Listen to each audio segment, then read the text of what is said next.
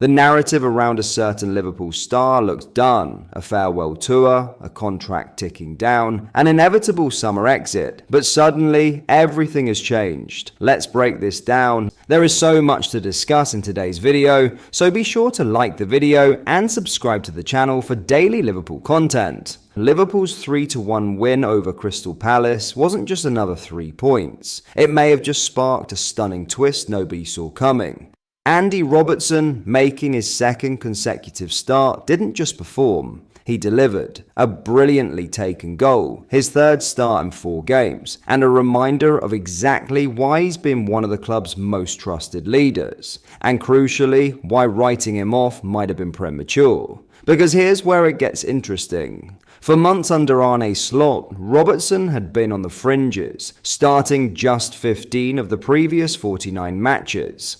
The message seemed clear: a new era, a new left-back, and the end of an iconic chapter. But now, the tone is shifting. Speaking after the match, Slot was directly asked whether there could be a shock U-turn, whether Robertson could actually stay beyond this season. His response, far from a denial.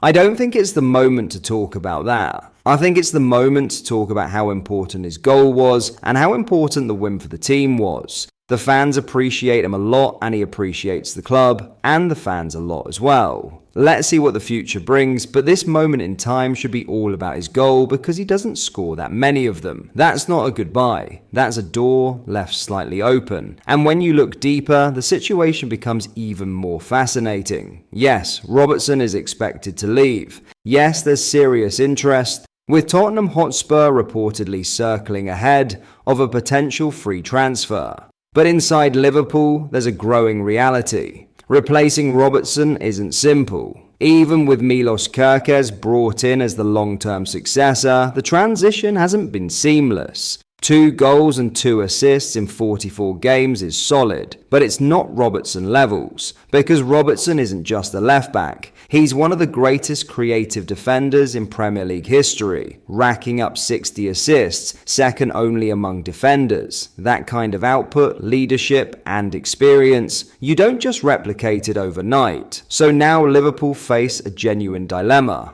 Do they stick to the plan or rethink everything? As it stands, the expectation is still that Robertson's final Anfield chapter will close against Brentford on May 24th. But after this performance, after Slot's comments, after this sudden shift in momentum, a shock Liverpool exit U-turn is no longer impossible. And if the door is even slightly open, don't rule Robertson out of walking back through it.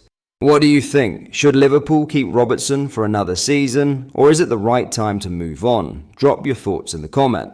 In this section of the video, we will go over our 5 biggest takeaways from our 3-1 win over Crystal Palace. Liverpool remembered just who they were with a resounding win against Crystal Palace, though injury to Mo Salah left fans fearing they've seen the last of a legend. Number 1. Mo Salah's Liverpool career could be over. It is always strange and somewhat painful when predicting a historic end. Many Liverpool fans will recall it well from the final days of Steven Gerrard. What does this club even look like without him, and how does it move forward? For weeks now, we've known that the final farewell of Salah in a Liverpool shirt is approaching, and many have slowly started to make peace with that. And yet, it may now have already come. Salah going down and clutching his hamstring on the hour mark did not look good. This is a footballer famous for simply not getting injured. Wear and tear isn't in Salah's vocabulary, and yet the Egyptian king knew straight away that something wasn't right, so would have to go off.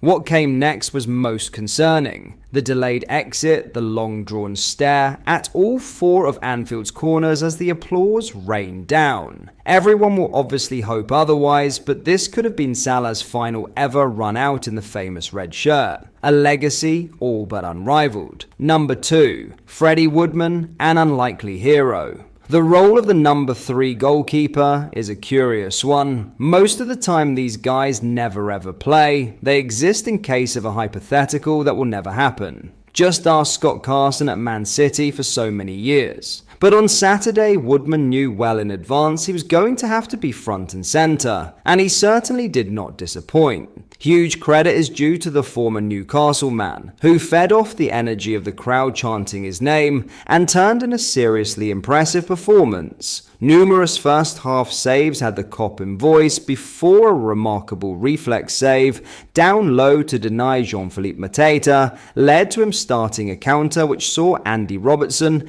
bag one of his finest Liverpool goals. Woodman played on valiantly despite injuring himself in the lead up to Palace's questionable goal, and this game will live on long in the memory once his football career is wrapped up. Number 3. Anfield makes its ticket price stance loud. Liverpool fans do things properly, no half measures, and so when the yellow card protest was arranged to take a stand against FSG's proposed 3-year increases in ticket prices, it was always going to land at maximum effect. Right on the 13th minute, Anfield turned yellow, cards on every seat soaring into the air. "You greedy, enough is enough," boomed the chant for a full minute to follow.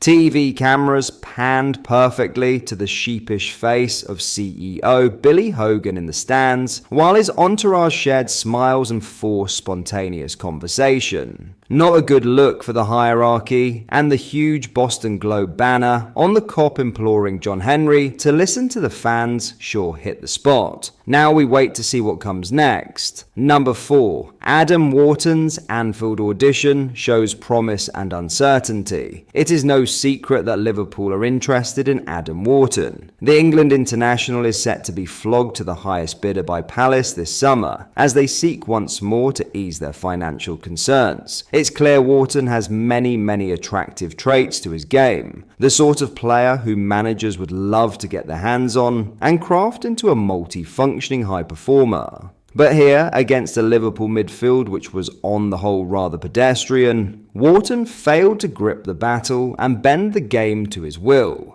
Mind, the 22-year-old did display several beautifully weighted passes in behind, which is something the Reds could definitely benefit from in the future. He was also only just returning from an injury, no doubt had one eye on Palace's upcoming semi-final, and still created more chances than any other player on the pitch. But given figures of £70 million to £80 million are being spoken about, it will be interesting to see what transpires in the summer. Number 5. Arne Slot's team are still too slow, but Alexander Isak and Florian Wirtz will come good. Stats-wise, it is now becoming boring to say Florian Wirtz will come good. The Germany international hasn't had the most remarkable debut season while adjusting to English football, but his data is actually towards the top of the pile. Wirtz is second in the whole division for goal chance creations, and he slowly grew into the match here. We saw some of the incisive passing and intelligent hold-up play, looking for the run of Isak in behind. The Swede took his goal expertly, as did Wirtz, and the Liverpool forward line sure does have the sign of promising shoots growing. The team overall, however, needs to be much faster, more energetic, and more ruthless.